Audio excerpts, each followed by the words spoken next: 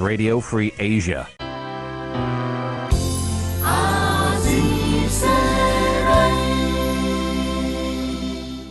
Mr. Robert Carmichael is the author of a new Khmer history book, When Clouds Fell from the Skies. The theme of the book centers on the fate of a Cambodian diplomat named Oket, who were lured by the Khmer rule to return from abroad in 1977 to help rebuild Cambodia, but only to get killed at S21 prison upon his return. Robert Carmichael. How do you do? Very well, thank you. Thank you for having me on the show. Thank you. First, I would like you to give us a brief overview of your book, When Clouds Fell from the Sky.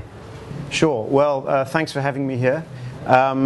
Basically, as an overview, it's probably best to explain the book as I've used the stories of 5 different people, and I've put those across 5 decades to try and explain the history of the rise of the Khmer Rouge. So the rise of the causes behind the rise of the Khmer Rouge, and then the consequences that had for Cambodia.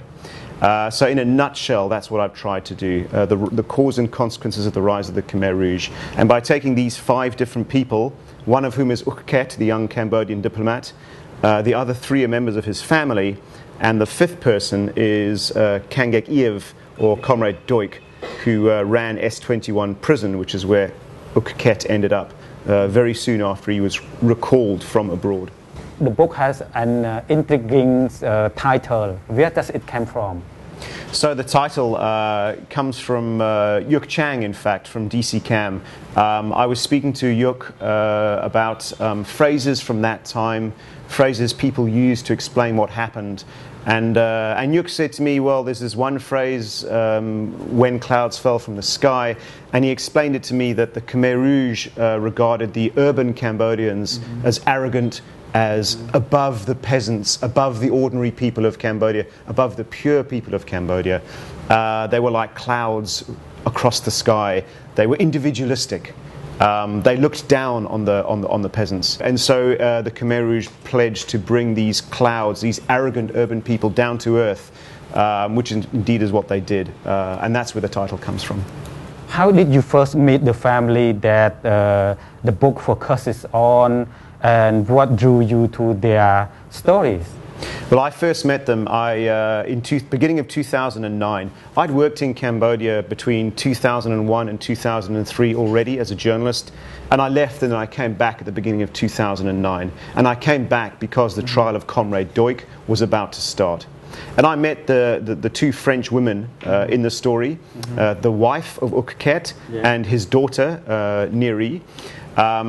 Quite by accident. I met them by accident. They had come to see the start of Doik's trial. Where did you meet them? Having breakfast at a restaurant in Phnom Penh on the riverside. They were at the next table.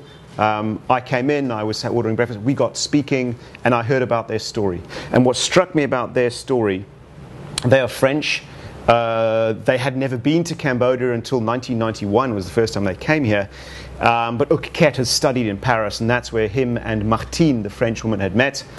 And their story of disappearance and loss, even though they hadn't lived in Cambodia, was very similar to that of millions of Cambodians. And I felt their story could be a bridge between a Western audience that doesn't necessarily understand or can't relate easily to this crime that happened to the Cambodian people, and a way into that audience.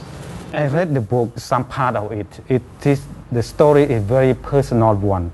Did you forge a close relationship with the family while researching and writing it?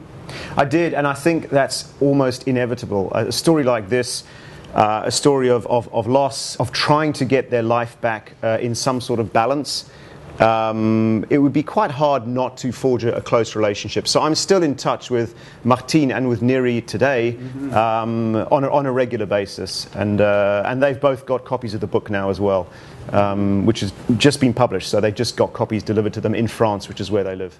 So they must very appreciate to you for writing up their family stories. I think so. Yes. I mean, they've certainly said that, and I could see why they would be, because this is a way for the memory of Uk Ket, and by extension so many other victims, of course, to be for people to perhaps know the name, to know that it wasn't just 2 million dead. There was a name to every person, and they each had a history, and each person was loved and had loved ones, and so it's a way of trying to bring all that together. And yes, they are glad that the book is out, because it means Uk Ket's memory is somehow in a fixed place as opposed to just disappearing. Why do you think it is important to tell the broader story of what happened to Cambodia between 1975 to 1979? It's a good question, and the answer is because what happened to Cambodia was one of the crimes of the 20th century, unquestionably, with so many people killed in pursuit of political lunacy, idiocy. And it's really not well understood in the West what happened to Cambodia, and more importantly, why it happened. People vaguely know that there was someone called Pol Pot, a lot of people died, but they don't know really properly what happened, and they don't understand why it happened. And without knowing these things, I think the risk of it happening again in some other country is that much higher. So I think it's important that people understand why. The synopsis of your book states that it covered the cause and the consequences of the Khmer rule between 1975 to 1979 rule. How best would you summarize these causes and consequences for a reader new to the complexity of Cambodia? Well, I'll start with the consequences, because those I think are better understood, because they're still with Cambodia today. Most people with an education were killed, or if they survived, left. The damage to society was profound.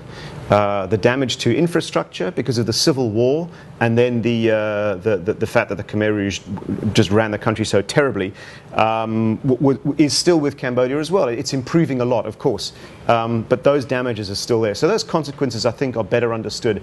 The causes are historical.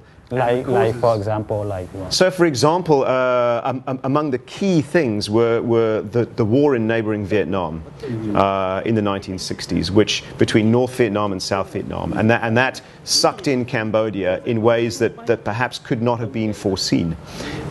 China's support for the Khmer Rouge, and of course the overthrow of Prince Sihanouk as head of state in March 1970. Those were key elements in the rise of the Khmer Rouge.